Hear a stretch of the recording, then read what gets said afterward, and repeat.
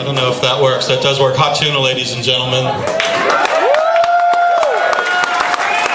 Thank you all for coming out to another installment of Storytellers at the Kessler.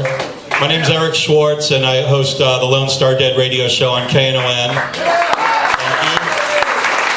I got a call this week from my friend Jeff, and he said, you know, you are the resident deadhead freak hippie on the radio around these parts, and I think you should come down to Hot Tuna and help instigate some storytelling at the Kessler. So I am probably as surprised that I'm up here as the band is at this point, but we're going to make the best of it.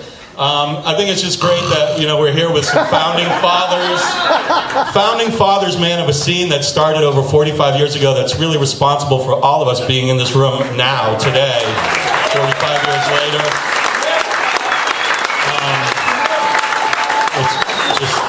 I also wanted to say that, you know, aside from being in the Rock and Roll Hall of Fame, we are in the presence of a guy who's in a pretty exclusive club, and I thought we'd maybe try to get a story and start storytelling with this member of the exclusive club. Jack here has had hit the rock and roll lottery, and he might be able to tell us a little bit about what it's like to play with Jimi Hendrix for the Turn your mic on, Jack. A lot of fun.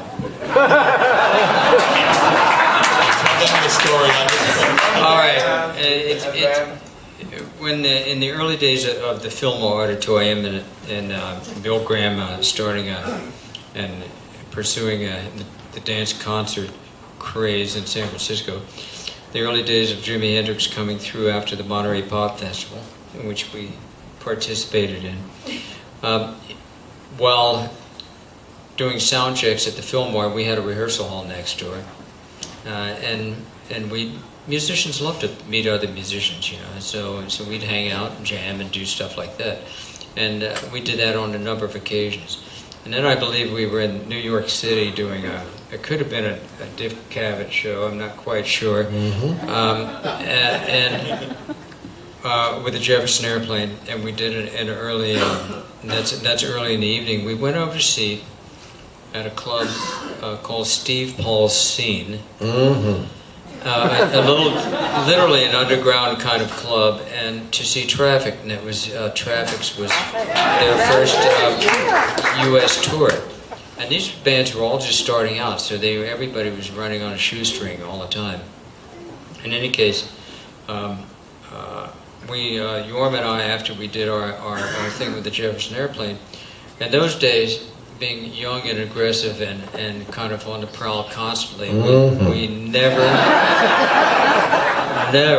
left any situation without our guitars. I mean, we walked down the street with the guitars. So. Actually, we'd walk down the street with an empty guitar case to avoid an identity crisis. Looked good, yeah. In any case, we went over to Steve Paul's Scene, heard Traffic, and Jimi Hendrix was recording what now is a legendary double album. And then that was big stuff. That nobody did double albums, and they really had control of their own material in the studio. And that was one of the things that started to change on the music scene.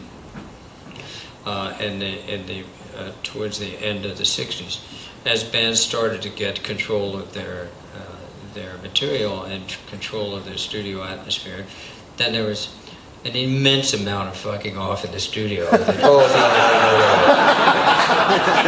Get to the point, Jack. So I'm working on it. So Hendrix came over, we saw Traffic, he invited a whole bunch of us back and to his studio, and we spent most of the night in the studio, the whole night in the studio.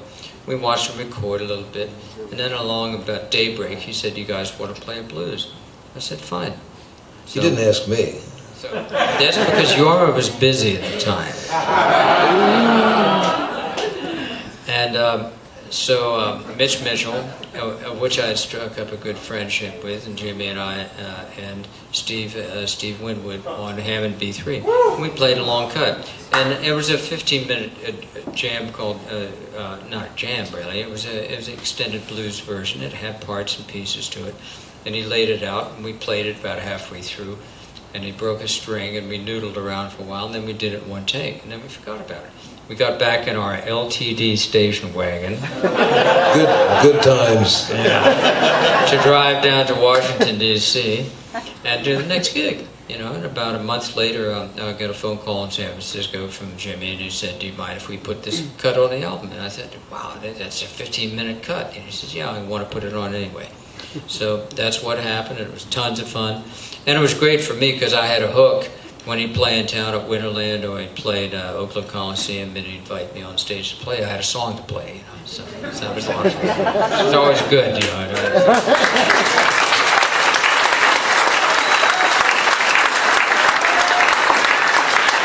I was often asked, what was he like? He was a nice guy. He was a musician, and musicians just basically, they like to play. They like to find an excuse to play.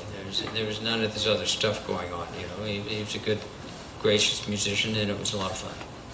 It's great. While we were listening to the show tonight, I couldn't help but think we're just about a mile or two from a building on Park Avenue where Robert Johnson recorded a dozen of his, 24 recordings. And the thing was literally just saved from the bulldozer and bought up by someone that's going to turn it into, a proper, place to honor what influence, even those 12 songs came out of there.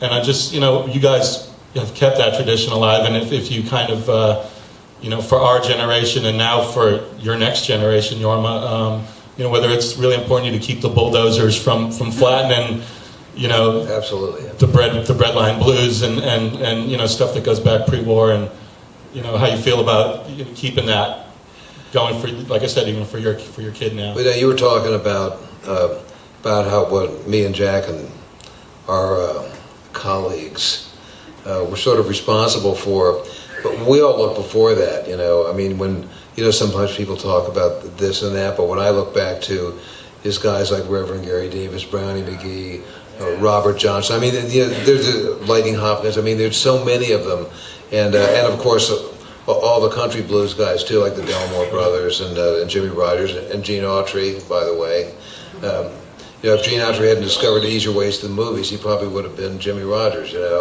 So anyway, but I mean, the mind is so rich with stuff that there's just no shortage of things, and it's thanks to the way a lot of the people complain about some of the internet stuff, but the truth of the matter is, if you're looking for some odd song, you can find it out there. I mean, you don't have to go to a yard sale. I mean, now you can go to iTunes. You've been a teacher. I mean, since you felt you were able to teach, right. Back from the days when you probably made more money giving lessons than you did at a night at the Matrix. No question about it. And you're still doing it to this day at For Peace, where right. I mean, you just must be so dedicated to the craft, the instrument, and to the people that support that kind of feeling. Well, the truth of the matter is, I was talking to Chris Smither, one of our buddies, great singer-songwriter, and we were doing an interview, and somebody asked him, basically after all these years, why do you do it? And his answer was, I fell into it when I was a kid, and I never fell out of it. And I feel exactly the same way. The teaching is incredibly enjoyable. Because I never learned how to practice. That's how I practice, is when I'm teaching, doing things slowly, thinking about it and whatnot. But, and sometimes when we have students at the ranch or workshops, and they go, you have an awful lot of patience. The answer is no, I really don't have a lot of patience. I just really enjoyed doing it. And with the folks that come to the ranch, I mean, you must cross the line between student and teacher a lot, where you're... Oh, absolutely. I mean, you're always learning new stuff constantly. Right. Teach us! I'm not going to take up too much more time. It's so simple, I'm embarrassed to show you. I don't want to take up too much more time, but I know myself and many of the people in this room will be playing a lot of Grateful Dead in a week and a half when we celebrate Jerry's 70th birthday. And just when I say the name Jerry Garcia, is there some place and time that you immediately go to when you think of the man, or actually, or a story that you know? Yeah. For me, I think would be, that was the first weekend I moved to the Bay Area in '62, and some of us here are old enough to remember Hootenannies had a Hootenanny. There was a sign up on said Hootenanny at the Folk Theater. So I grabbed my guitar. I just come from the East Coast and went down, and on that night I met Janice and Jerry and Pigpen and all of those people who became Janice and Jerry and Pigpen. But back then we were just a bunch of people hanging out, in coffee houses playing music and trying to be louder than the espresso machine and stuff like that. It was a great moment. I mean, everybody the community, the musical community, was incredible. And one of the scenes that I really enjoyed about San Francisco in those very early days, before we all had careers, was you didn't have to be good to be accepted. I mean, after everybody started to become recognized and stuff, that whole sort of swinging dick mentality of the musicianship that's so irritating popped up. And in the beginning, just loving to do it was always necessary, you know. It's really nice of you to share that with us, man. I really appreciate it. In closing, I wish we had time to get into the completely outrageous and debaucherous lifestyle on the road with a klezmer band with Barry. I want to also take just a moment and wish one of our gracious hosts, Jeff Lyles, a happy 50th birthday. Here at the Kessler. And in closing, I will say, when the truth is found to be lies, and all your joy inside you dies. Barry, Jack Cassidy, Yorma. These are the members of Hot Fucking Tuna.